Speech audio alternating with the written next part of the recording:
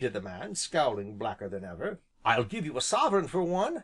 "Now don't you try to come none o' your jokes wi' me, young feller," growled the carter. "Sovereign, bah! Show us."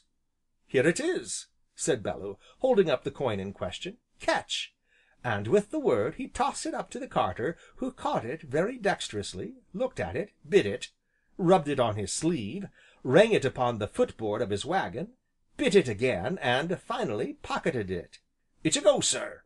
he nodded, his scowl vanishing as if by magic, and, as he spoke, he turned, seized the nearest sack, and, forthwith, set a cascade of potatoes rolling, and bounding all over the road; which done, he folded up the sack, and handed it down to Bellew, who thrust it under the seat, nodded, and, throwing in the clutch, set off down the road.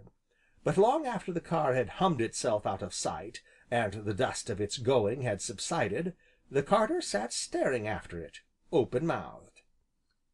If Baxter wondered at this purchase, he said nothing, only he bent his gaze thoughtfully upon the black leather bag that he held upon his knee.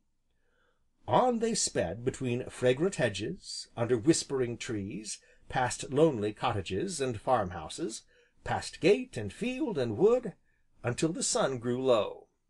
At last, Bellew stopped the automobile at a place where a narrow lane, or cart track, branched off from the high road, and wound away between great trees. "I leave you here," said he, as he sprang from the car. "This is Dapplemere. The farmhouse lies over the upland yonder, though you can't see it because of the trees." "Is it far, Master George?" "About half a mile." "Here is the bag, sir, but do you think it is quite safe?" "Safe, John?" "Under the circumstances, Master George, I think it would be advisable to take this with you." And he held out a small revolver. Bellew laughed, and shook his head.